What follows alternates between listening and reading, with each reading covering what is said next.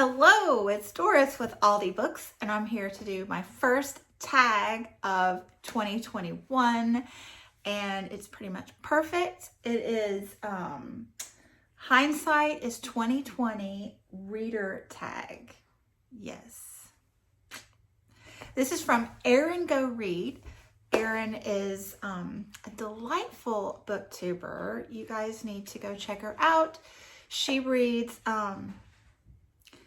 kind of diversely along the same vendors that I do, and she vlogs periodically as well.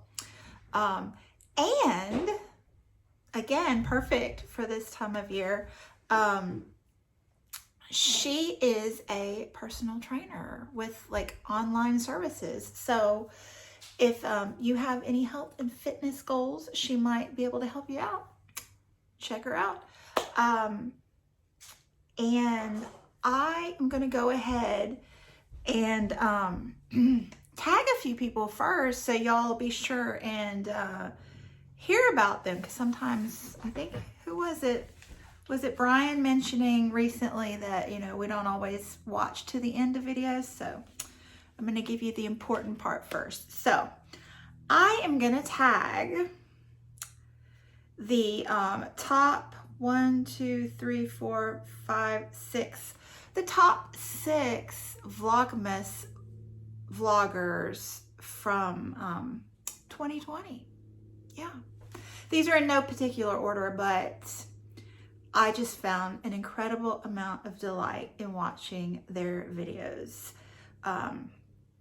They're all of the unrehearsed, daily variety, just little glimpses into their lives and their holiday season, and I just really like getting to know people through that format. So these were just, they brought me joy.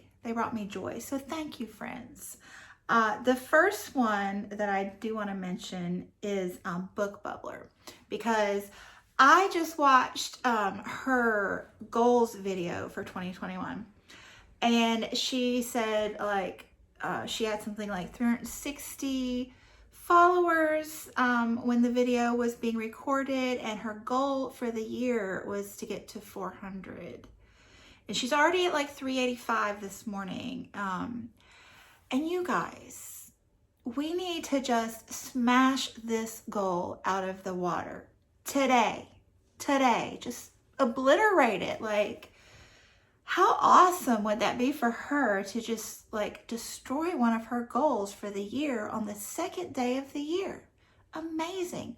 And how it's like a double bonus for you, because you get the joy of helping out a friend and you find another fabulous channel.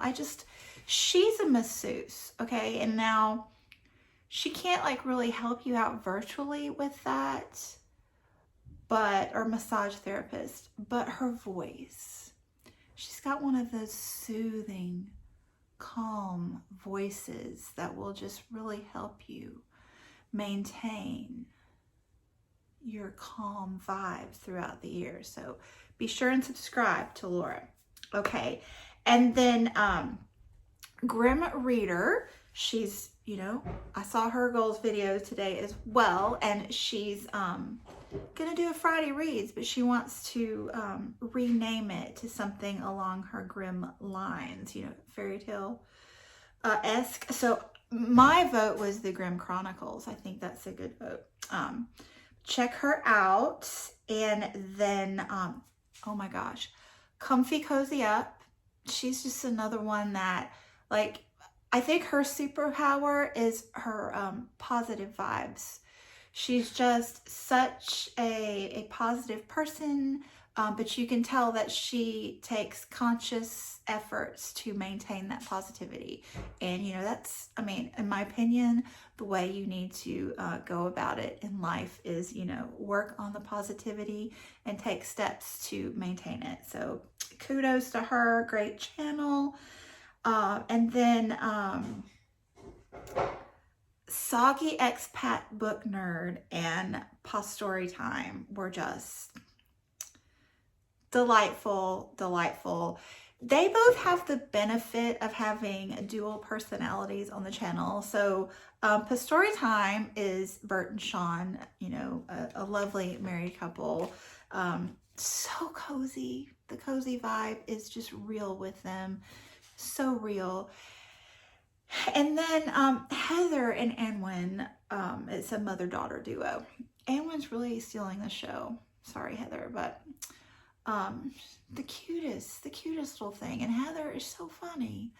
And they've got me so excited to get back to snail mail, happy mail this year. Like, that's one of my goals in life now. So, and then last but not least, the sampler girl.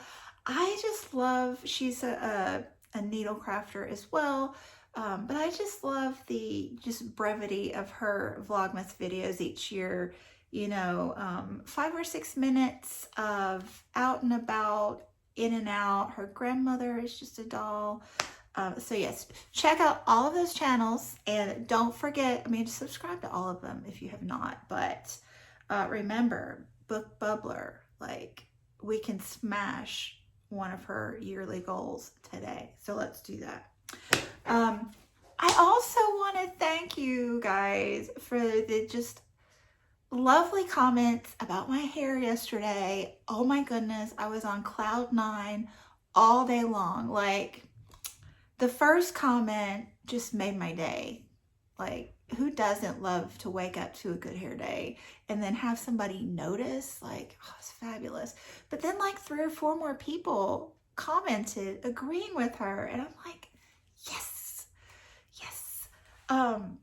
I have to admit that it's not really my hair, it's my hairdresser. I have, after 50 years on this planet, found a hairdresser that actually takes the time to listen to what I'm saying, ask me questions to make sure she understands what I'm saying, and then deliver. She delivers. Her name is Tony, and she's the best.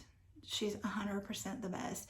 If you need to know my my recipe for the perfect haircut for semi-curly, partially curly hair, let me know. But you know, everybody's hair is different. That's the problem. That's the problem, is that I would go in to get my hair cut and tell them what I needed to have done, and then they, you know, pull out a magazine and ask me what hairstyle I wanted. I'm like, you don't understand. My hair does what it wants to do. So the only way to deal with that is to cut it along its own style lines. But so anyway, all that to say is I woke up today, and so as not to get too much of a big head, I woke up with a bad hair day. So this is what we get when it's a bad hair day, because I am way too lazy to be styling my hair. So anyway, on to the tag. So again, this is the Hindsight is 2020 reader tag by Erin Go Read. It's original tag, her first. Way to go, Erin. And I will link her and all of the other people in the description box so you can check them out. So question number 1, what were you like as an early and learning reader? So I think I knew a little bit of reading before I started kindergarten. Like, I remember being able to write my name early on. But I do remember distinctly being in kindergarten and knowing that people were in the more advanced little leveled readers than I was in. And I found that disturbing. So I think that I advanced pretty quickly once I found out that that was a thing, like that there were levels. So by the time I was in 1st grade, I was reading chapter books. And I think that this will jump down. Let me go ahead and read the next couple questions, because I think they all feed off each other in my timeline here. What were you like as an early and learning reader? Number 2, what book or book series really got you excited about reading as a kid? And number 3, has there been a person in your life, real or fictional, who inspired you to be a reader? So, my big sister, the middle one, I have 2 big sisters, but the oldest was mostly out of the house by the time I started reading. But the middle sister was 9 years older than me, and bless her heart, she had to share a bedroom with me. So I was 5, she was 14. I was 6, she was 15. So by the time I started reading fluently, her bookshelves were where I went for my reading material. So I just read voraciously off of her shelves. So she, I would say, really triggered my love of reading. So Nancy Drew, The Borrowers, which I don't know if that's a popular series anymore because it's a little older, but they're adorable little miniature people that live in your baseboards, like kind of a Victorian vibe. All of the E.B. White books, so Trumpeter of the Swan, Stuart Little, Charlotte's Web, Lassie Come Home, The Black Stallion, Black Beauty, what else? That's good enough. Oh, Little House on Prairie, obviously. So I read all of those. Great Expectations, The Little Women, the 4-book series, all of those off of her shelf. So that was my first introduction. And then in 2nd grade, we moved to a smaller school across, the state. But for some reason, back then, they didn't let little kids go to the bookshelves. The librarian would bring a stack of picture books to the table for you to choose from. So she would have to go to the shelves and get chapter books for me. So at that point, I was reading still Nancy Drew and the Boxcar Children and Black Stallion. I was crazy about the Black Stallion. Any horse books really, but the Black Stallion was the one when I was a kid. So I then started collecting those. I had a big Black Stallion collection. Got into the Breyer horses, Anyway, I think that's answers those questions about my early years. Number 4, at what point did you begin to identify as a reader? I would say kindergarten, 1st grade. I read before then as well, but that's when it solidified. Elementary school, yeah. I remember I loved the Scholastic those little paper magazines you get with the book orders. I was really into classics and modern classics back then. I remember in the 6th grade, I did my book report, or not a book report, my term paper on Steinbeck. So I read a bunch of Steinbeck in the 6th grade, and then, high school, which, my town, we went to school K-6 in one building and then 7th through 12th in the other. So, all through high school, I was the one with the book at the lunch table, obviously. Nobody is surprised by this. And number 5, how has being a reader shaped your life and your worldview? Erin made a really good point about reading, like, physically enhances your little synapses in your brain. And I would also add to that reading really helps you make connections. So I think that the more you read, the more you know, and the more connections you can make across, different fields and countries and, fields of study. Recently, I would say, since I've been on BookTube, I've always, I think, been a little more diverse than average, just from, you know, I left my small town to go off to college, which, you know, that's not something that everyone does there. Not many do. But from there, that really broadened my scope.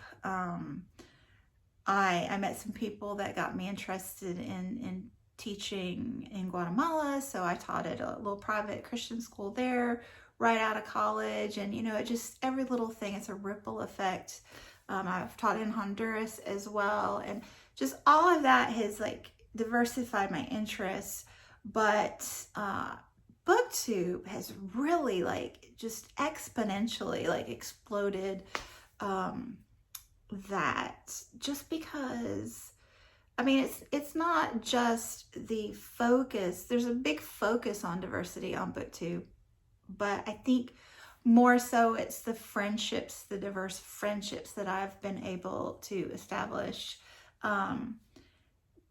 locally, like not locally, but in the South, in the nation, and across the world. You just get to spend time with people in their real lives that just live in different places and different cultures, and it's fabulous. So my reading, like just over the years, you know, from life experiences, has really diversified, and I just love it.